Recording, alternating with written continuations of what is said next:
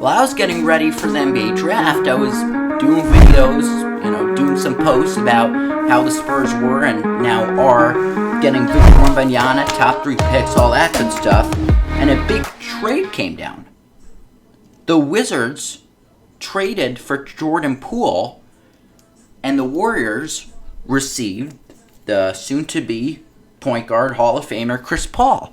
And this shocked me, one, because I thought the Wizards would wait after the draft to move the piece in Chris Paul, because Chris Paul have only been here and been in Washington 48 hours. The Wizards traded for Bradley Beal. They gave him to the Suns. They wanted Chris Paul, a few other pieces, and I was thinking it would take a few months, definitely after the draft, for them to trade Chris Paul, because maybe Chris Paul would have waited it out a year and then moved on, but this wasn't going to be the final destination of his career, and he wasn't going to play for Washington. I just thought it was going to be a little bit after the draft. I thought, and I expected, many people said, and many media members said, he would wait till the finish of the 2023 season and then explore his options. But this is an interesting trade, right? Because you look at Chris Paul, and he's on the decline.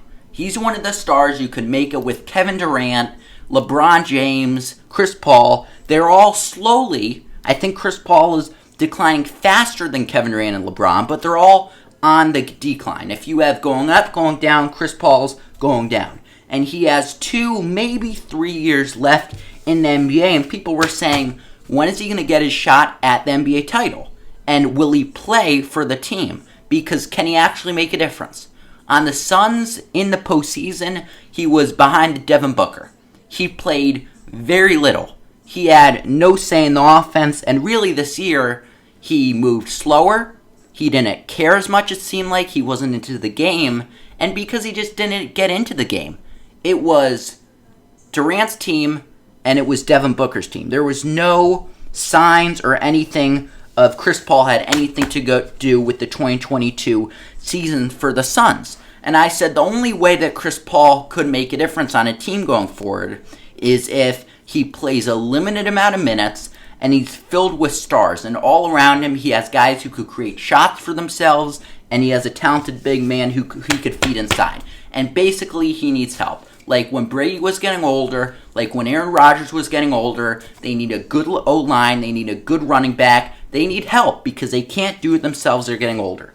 Chris Paul, similarly, just like Aaron Rodgers and Tom Brady. He needed help, he needed to play less, and I think he found it with the Warriors. Because Chris Paul will be taking over Jordan Poole's role. Jordan Poole played 20 to 25, maybe 30 minutes a night if it's big, and subbed in for Steph Curry. Now, he didn't play the primary point guard role, nor did he play a primary scorer, but it was always a bonus if he stepped up and played good. It's like Malcolm Brogdon or Grant Williams. Some of these stars on big teams, right, that step up if they're needed and when they're needed, and it's like, wow, we have that guy. That's pretty nice. So Jordan Poole was in a position where it's a win-win. There's not much pressure on you, but it's really easy to step up with the stars. And I think that's what Chris Paul needed. 20 to 25 minutes he'll play, right? He's surrounded by stars that could create their own shot, like Kevin Looney and Andre Wiggins and Klay Thompson, obviously Steph Curry, and Draymond Green. And he only has to play only a little bit of the time because Steph Curry, although he's getting older, Steph Curry will take the most amount of minutes. So basically, it's putting Chris Paul in the Jordan Poole role, and I think that's a pretty good landing spot for Chris Paul because he has talented players around him. He has to play just a limited amount of minutes, and he doesn't need to be the primary scorer, nor there's pressure for him to play well. Jordan Poole is going to be the face of this Wizards franchise. They traded Bradley Beal. They didn't get much out of him. You got Chris Paul in a package deal, and you shipped Chris Paul. You didn't get a big draft pick. You got, sub-20s, I think, was a draft pick. So basically, Jordan Poole is the star of your franchise. And in these types of deals, it's very hard for an NBA team to win. Except if you trade, and unless you trade Kevin Durant, LeBron James, Giannis, some of these big stars, it's very hard in NBA trades for one team to win or one team to say, well, we got the better half of that trade. For this, I think it's similar. Chris Paul, I think, gets a new start and a second start in California. He gets to join a team that doesn't need him as much as other teams. He doesn't need to be the star. He'll likely play 20 to 25 minutes a game, and he's surrounded by stars who could step up in his absence. I think Jordan Poole gets his shot at being a star player. I think he was held down, or he could have been played more, or could have been a bigger star on any other team than the Warriors because he was in for Stephen Curry and shadowed by Stephen Curry.